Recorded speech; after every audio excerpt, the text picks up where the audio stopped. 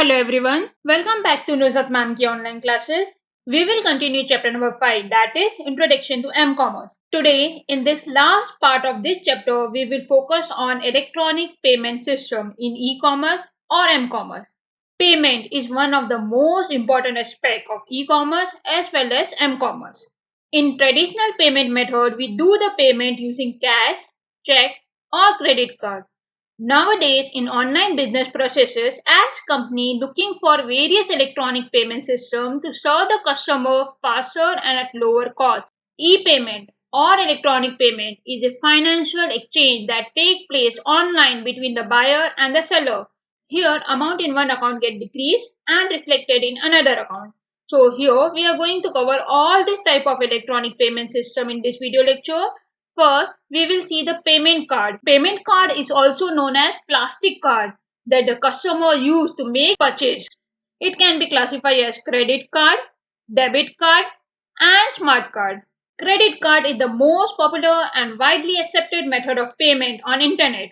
Here you can see in this image when the customer will apply for the credit card and the bank who issue the credit card is issuing bank. That issuing bank will check the customer's credit history and income level and thereby provide the credit limit to the customer. That is the limit that the customer can spend in online payment. The issuing bank get the credit card from the finance institution that are well established and reputed in the service of credit card business. Example of finance institution are MasterCard and Visa card. Here, the customer will visit the merchant site and it will provide the credit card detail. When the customer will use the credit card, issuing bank will pay on behalf of the customer and the customer need to pay it back to the issuing bank within the billing period. Even though customer do not have money in their account, still customer can go for online payment.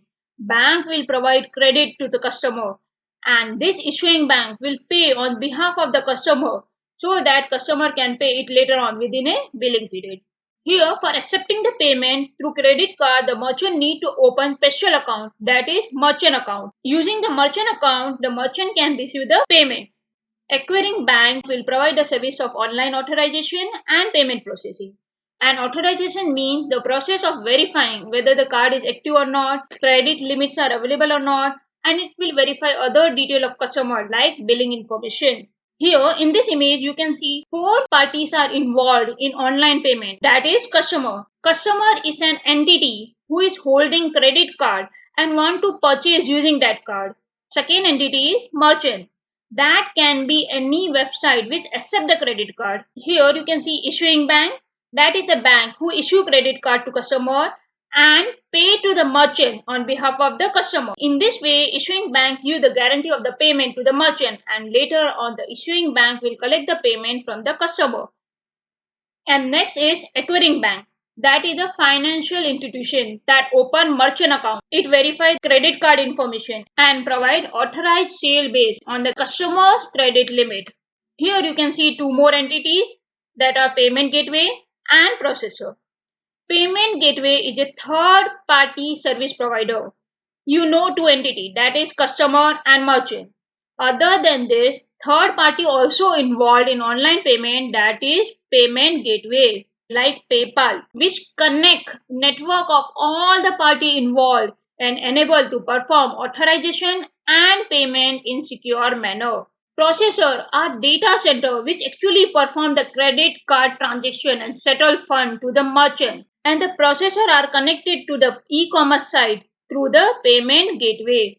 When you do online payment on internet through credit card, then the payment process is divided into two parts, that is authorization and settlement. Authorization process start with customer who visit the merchant site and provide credit card information. That credit card information is transferred to the payment gateway and the payment gateway passes that information to the processor which transfer it to the issuing bank and that issuing bank who issue the credit card know all the detail of customer, so will verify that credit card information and send a status of verification, that is accepted or rejected, to the processor which in turn passes to the payment gateway. Finally, the payment gateway send the result of the transaction to the merchant website. So this way, authorization of the card detail given by the customer is done by issuing bank.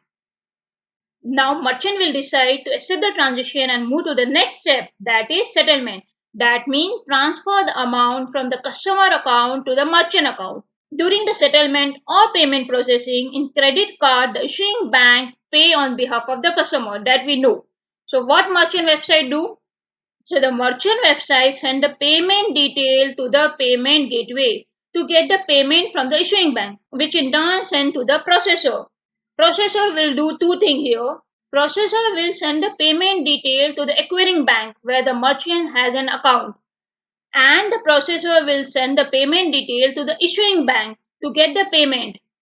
Here, the issuing bank will pay the amount to the acquiring bank, and the acquiring bank will credit the amount to the merchant account. Issuing bank also send a bill to the customer, which he need to pay within the billing period. To make the online transaction secure, mostly all the credit cards company use the set, that is secure electronic transfer. Now we will see the advantage and limitation of credit card. Advantages of credit card are: give flexibility to the customer as they do not have to carry a lot of cash. Online and offline payment is also possible. It will keep record of the customer purchase through bank statement. The issuing bank will provide all the billing information to the customer through bank statement. Allow customer to purchase good even when they do not have the cash in the bank account. Because when the customer is purchasing using credit card, then the issuing bank will pay on behalf of you and you have to settle the cash within the billing period. Now we will see the limitation of credit card. Credit cards are unsuitable for very small and very large payment. It is very difficult to buy 5 rupee dairy milk or to buy expensive high-end apparel or jewelry. Credit card is not suitable for that transaction. And also, due to security issue, credit card have a limit on spending and cannot be used in large transaction. Customers tend to overspend using credit card. Problem arise in case of lost or stolen card. Now we will see the next type of payment card, that is debit card. Debit card look like credit card but work differently. Here money will directly deducted from your account and the customer is aware of his or her balance, perform the online transaction under a limit. In this kind of payment method, fund transfer directly from the customer bank account to the merchant. The amount is immediately deducted from the bank account of the customer. Debit card keep the customer purchase under a limit and the customer should always be aware of his account balance. So debit card do not allow him to exceed beyond his or her budget. Another type of payment card is smart card. Smart card look just like credit card but are different as they have microchip embedded in their surface. As you know very well, magnetic chip is embedded in credit and debit card, but in smart card, a microchip is embedded in their surface. A smart card contains user private information such as account information, health insurance information, private key, that is one kind of secure password. It can store 100 times more information than the normal card. They are much safer than the credit or debit card as the information stored in the smart card is encrypted. Information is encrypted means that the information is unreadable even though hacker may access that information but they can't read it.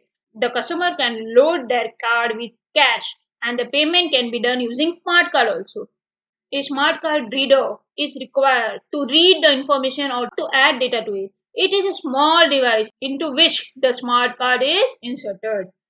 When you visit your family doctor, you can give him your smart card to review the medical history and prescribe the medicine. This information is inserted into the smart card and this information you can give it to the pharmacist that give you medicine accordingly. So it will store your personal information even. Now we will see charge card. As compared to credit card that have credit limit, the charge card does not carry any spending limit. You can make payment through charge card even though you don't have balance in the charge card. And at the end, you have to pay the total amount spent by you just like credit card. But in credit card have a limit on spending. But here, customer may allow unlimited spending limit. The customer has to pay the total amount used at the end of the billing period to the company that has issued the card. If the total amount is not paid back, the customer has to pay a late fee. Net banking does not involve any type of card. It can be used by customers who have bank account enabled with internet banking. The bank provides the net banking password to the customer for operating the account from internet, including the payment for online purchase and payment.